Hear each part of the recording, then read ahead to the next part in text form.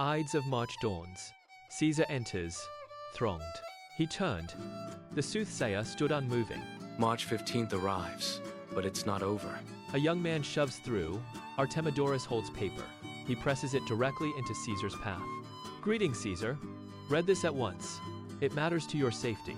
Decius Brutus steps in between them, smiling easy, and gestures to another petition tucked at his own waist. Trebonius would like you to read over his humble request, at your leisure. Artemidorus pushes Decius's arm aside, his voice tight and sharp with urgency. Oh Caesar, read mine first, for mine is a request that's more relevant to you. Read it, great Caesar. What's most relevant to us will be dealt with last, Caesar says, turning his head away to move forward. Don't delay, Caesar, read it instantly. Artemidorus calls after him. What? Is this fellow mad? Caesar brushes the paper aside with his elbow. The paper slips from Artemidorus's hand and flutters to the dirt. Publius gestures Artemidorus back, and Cassius speaks to move the group along. Caesar walks up the steps toward the Senate house, the rest of the men trailing close behind. He does not look back at the folded paper lying in the dust. Caesar takes his seat on the marble dais. He looks out over the gathered senators, his back straight, his posture open and unguarded. Is everyone ready? What problem should Caesar and his Senate address? Metellus Cimber steps forward and drops to one knee before the dais. Most high, most powerful Caesar, I kneel before you with a humble heart. I beg you to grant my brother pardon for his banishment. I'll have to stop you, Cimber, Caesar says, leaning back in his seat. This bowing and deferential courtesies might influence ordinary men to overturn decrees like child's play. But don't be foolish enough to think my will can be thawed by flattering words, by fawning and bending of the knee. Your brother was banished by law. If you keep kneeling and begging, I will kick you out of my sight like a stray dog. Know that Caesar does not make unjust decrees, and your brother will not be pardoned without good reason. Is there any voice worthier than mine to appeal for my brother? Metellus presses, leaning closer. Brutus steps forward and bows. He touches Caesar's hand, his face calm. I kiss your hand as greeting, not flattery, Caesar. I ask you to immediately repeal Publius Cimber's banishment. What? You're pleading too, Brutus? Caesar asks, his tone sharpening. Pardon, Caesar, pardon. Cassius drops to his knee as well, bowing low to beg for the restoration. If I were like you, if I were capable of bending to beg for favors, then your prayers might move me, Caesar says. But I am as steady as the northern star, whose fixed place in the sky no other light can match.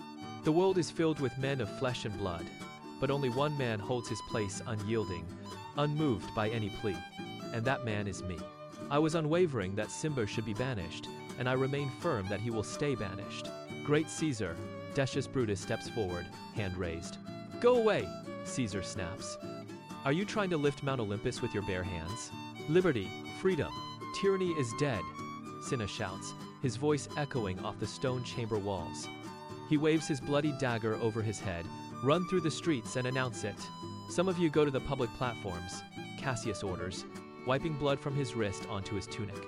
Cry out liberty, freedom, and citizenship. Don't be afraid, Brutus calls to the huddling, staring senators who have not moved. Caesar's ambition has been answered. Stand still. Trebonius re-enters the chamber, closing the heavy door behind him. Where is Antony? Cassius asks, his hand still resting on the hilt of his dagger. He fled to his house, astonished. Trebonius answers. The city has erupted. People run screaming as though the world is ending. A shadow blocks the entrance. A servant steps forward and kneels low before Brutus. He delivers Antony's request. Antony asks for safe passage to hear why Caesar deserved to die, and will follow Brutus faithfully if his safety is guaranteed. Tell him he can come, Brutus says. He will leave unharmed, on my honor. I still fear him, Cassius murmurs to Brutus as the servant runs out.